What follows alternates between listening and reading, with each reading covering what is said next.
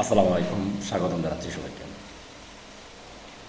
আমি আসলে প্রায় বলতাম ভূচুং উপজেলা নির্বাহী কর্মকর্তা, এক্সিকিউটিভ ম্যাজিস্ট্রেট, তাদেরকে আমি প্রায় বলতাম যে আমাদের ভূচুঙে বিভিন্ন কেন্দ্রে কিন্তু কী করা হয়, নকল করা হয়।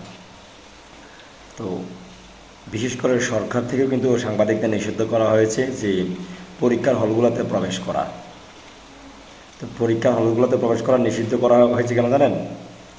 এই যে দেখেন, আমি আপনাদেরকে দেখাচ্ছিলাম চাঁদপুরের যে ঘটনাটা, সে এই কারণে সাংবাদিকদের নিষিদ্ধ করা হয়েছে।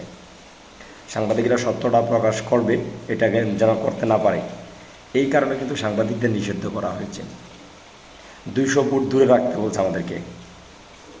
তাদের নাকি প্রজ্ঞাপনও জারি করা হয়েছে যে আমি আমার বুড়িচং উপজেলার সাথে কথা বলছিলাম, সাংবাদিক প্রবেশ করতে পারবে না, টোটালি নিষেধ।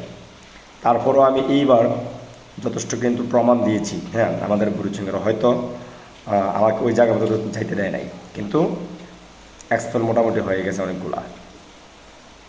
তারা বিশ্বাসী, মানে তারাও জানে, বিষয়টা জানে না জানে এমন না, যে আমাদের যে অবস্থা দেশের পড়াশোনা, বাংলাদেশের এডুকেশন সিস্টেম, হতাশ, সবাই হতাশ এখন।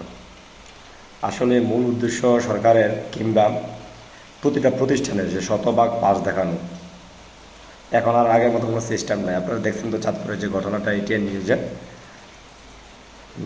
আমিও আমাদের বিশেষ করে বিভিন্ন জায়গা থেকে আমরা প্রশাসনদেরকে অবগত করাই, কিন্তু লাভ হয় না।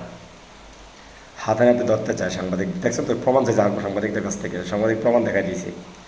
ক্লাসের ভেতরে এমন সিস্টেম করতে হবে যে সাংবাদিক প্রবেশ করতে দিবে না, শিক্ষকদের মাধ্যমে আবার কিংবা কর্মচারীদের মাধ্যমে কিন্তু আনা যায় সিস্টেমেটিক্যালি। আমি কিন্তু এই তথ্যটা এবার ভেবে দিচ্ছিলাম। বিশেষ করে আমি প্রতিষ্ঠানের নামটা এখন বলবো না, কুমিল্লা বুড়িচঙ্গের যে প্রতিষ্ঠানগুলোতে নকল চলে, ওই প্রতিষ্ঠান, সবগুলো প্রতিষ্ঠান কিন্তু আমাদের মোটামুটি লোকজন সেট আপ করা থাকি। তো এইবার আমি হাতে নাতে কিন্তু আমাদের যে ম্যাজিস্ট্রেট ছিল ওনাকে আমি দিয়ে দিছি, হাতে নাতে ধরছে। তো সব জায়গায় এই যে পড়াশোনার সিস্টেমটা দুঃখজনক।